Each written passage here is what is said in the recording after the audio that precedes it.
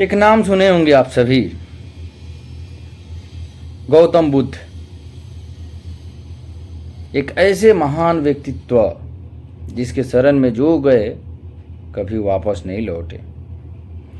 कुछ लोग तो ऐसे थे जो महात्मा बुद्ध को उनके वैराग्य जीवन से लौटने के लिए मनाने गए और वो भी जाकर बुद्ध के शरणागत हो गए। ऐसे महान व्यक्तित्व था महात्मा बुद्ध का। आज इन्हीं से जुड़ी एक छोटी सी कहानी मुझे याद आ गई है। इस कहानी को आप कक्षा 3 के हिंदी पाठ्य पुस्तक में भी पढ़ सकते हैं। कहानी का नाम है प्रतीक्षा। एक बार महात्मा बुद्ध अपने बहुत सारे शिष्यों के साथ राजगीर जा रहे थे। राजगीर बिहार का एक जगह है, नालंदा जिला में पड़ता है। आज भी वो बिहार का टूरिज्म पैलेस है। आप जाएंगे वहाँ तो पहाड़ी पे चढ़ने के बाद में महात्मा बुद्ध के दर्शन कर सकते हैं। पहले मगध साम्राज्य की राजधानी भी राजगिरी हुआ करती थी। तो महात्मा बुद्ध राजगीर अपने बहुत सारे शिष्यों के साथ जा रहे थे। रास्ते पथरीले और लंबी थी।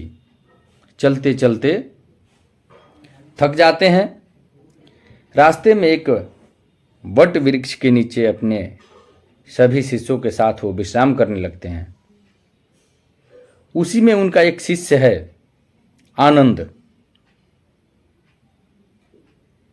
महात्मा बुद्ध आनंद को पानी के लिए बोलते हैं, लाने के लिए। आनंद पास वाले झरने के पास जाता है।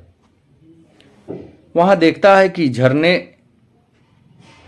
के पानी से अभी अभी बैलगाड़ियां गुजरी है, जिस वजह से झरने का पानी गंदला हो गया है।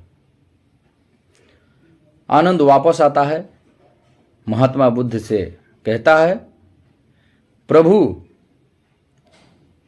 इस झरने का पानी बैलगाड़ियों के जाने से गंदला हो गया है।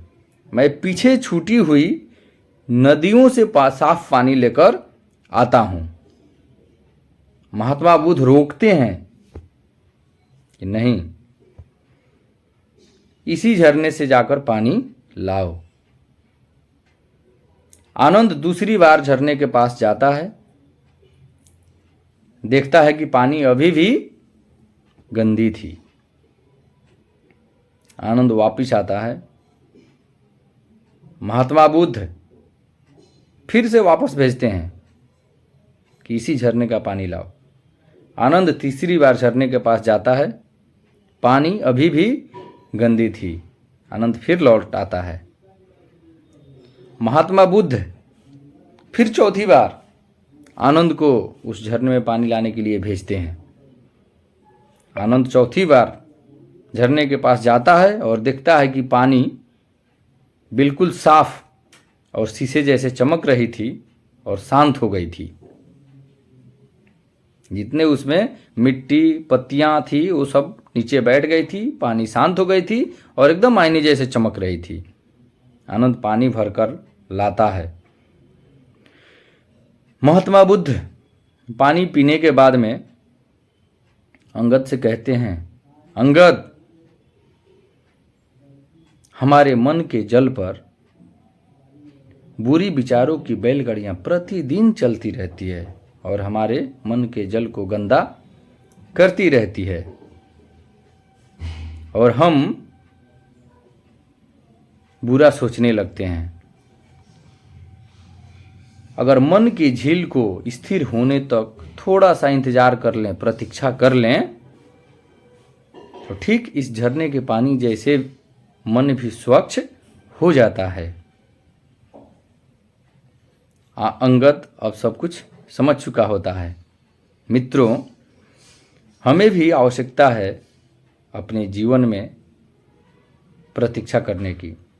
बेचैन होने से कोई चीज़ मिल नहीं जाती है। आप सुने भी होंगे कि सब्र का फल मीठा होता है। वाकई सब्र का फल मीठा होता है। इंतजार करना चाहिए, प्रतीक्षा करनी चाहिए। लेकिन बैठ के प्रतीक्षा नहीं करनी चाहिए, प्रयास करके प्रतीक्षा करनी चाहिए। प्रयास हमें छोड़ना नहीं चाहिए, प्रयास करते रहिए और प्रतीक्षा करते रहिए। आपका प्रयास और प्रतीक्षा का उचित समय जिस दिन होगा, निश्चित रूप से आपको मीठा फल मिलेगा और आपके जीवन में अच्छा होगा। जय हिंद साथियों।